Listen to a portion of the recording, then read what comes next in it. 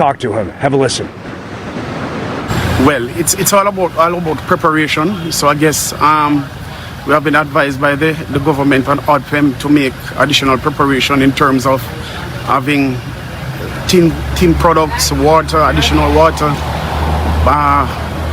power supply, batteries, basic necessities. So we survive over the next couple of days. Yeah, and I got to tell you, that is the mantra here. What's the survival going to be over the next couple of days? And frankly, it's not going to be a couple of days. It's going to be weeks, maybe even months in some of these areas.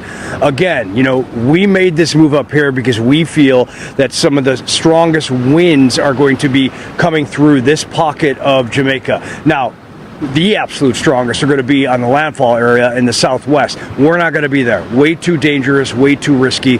We value all of our lives incredibly too much, but we likely up here could get well over 100-mile-an-hour wind gusts coming through here, again with significant rain and power outages. It may be very difficult, Steve, to traverse in the aftermath of this. There's going to be debris down, vegetation, power lines all over the roadways. I experienced it during Beryl in July 2024, and that was not even a landfall. And what we experienced really in some spots was low-end Category 1 hurricane force winds, and it decimated many areas.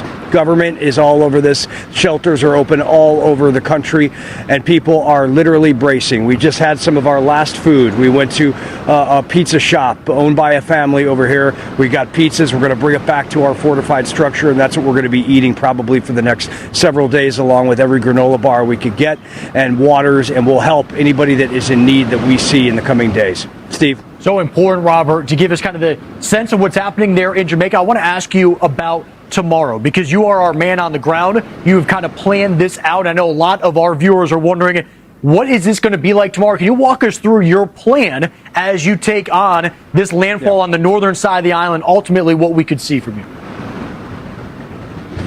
Well, we're going to start reporting at 6 a.m. Eastern, 5 a.m. here in Jamaica, which is the central time zone in the U.S. And, you know, we will be in a very serious situation at that point with those bands coming in because that's landfall is potentially between, 7 and 9, 10 a.m. Eastern time. So we'll begin to feel the impacts. And throughout the day, as the system treks to the northeast and makes its way to this particular area of Jamaica, we will experience the wrath of Hurricane Melissa. Yeah, it will not be a Category 5 at that point. It will lessen to a Category 4. But what you have to understand about Jamaica is it's about 160 miles wide, perhaps 60 miles up and down, north-south. It's not huge, but the terrain is what is so difficult, and that's why all this rain is going to come down off the mountainsides to create flash flooding. And on top of that, the winds are going to rip up the vegetation and the power lines and some of the structures that are already maybe in compromised positions. Depends on where you're at in the island. We have a very long reporting journey ahead, but you know something? That's why we're here. We're going to show the human aspect of everything. We're going to show Mother Nature's fury. And this is not AI. In this new world we live in on the social media platforms where people are making things up, we're already seeing videos that are not real coming out of Jamaica. We're going to be showing you the reality of the scenario while keeping ourselves safe so we can get out there and report the effects, the impacts, and what happens in a humanitarian crisis that will unfold. That is what is going to happen. That's a promise here from Robert Ray, and it's an important one, Robert, because in the reality of where we're at, a lot of people are concerned and they don't know what's real until we put a face to it and until you put a voice, and that's why you are there. Important, my friend. Thank you so much for giving us some time tonight, and please be careful in the days ahead. I know you will be. We'll be looking at your coverage tomorrow. That's Robert Ray in St. Anne's Bay, Jamaica.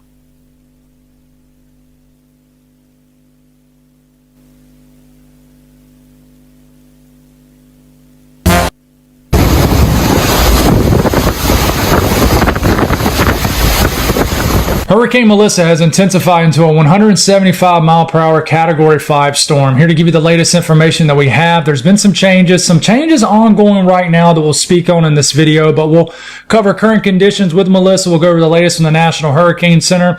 We'll cover a couple model runs, but we'll get deep into impacts and just spend some time, a little bit of time on everything. So at the very end of the video, I will do a little bit of a sound off, so stay tuned for that if you want to tune into that. But there'll be timestamps up throughout the entire video.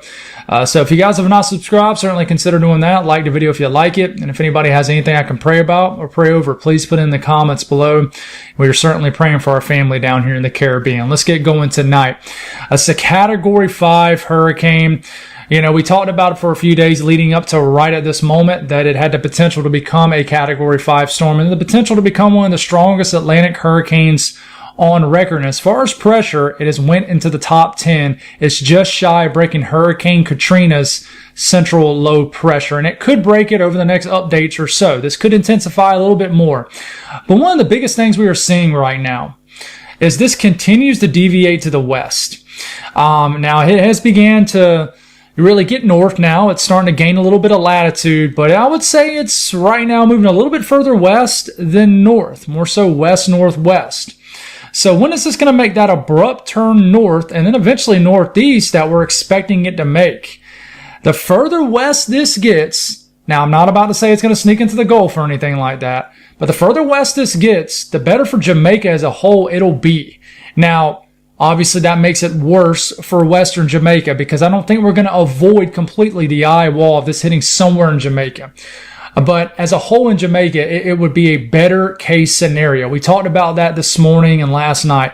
What is our best case scenario for Jamaica that we can get out of this? We need to figure it out, and we need to try to make it happen. And that's what we're praying for. But this is the system. Category 5 storm. You see the colder cloud tops in the pink going around that low-level circulation, which it doesn't take a rocket scientist to see where the eye of this hurricane is. Completely cleared out. You got the stadium effect.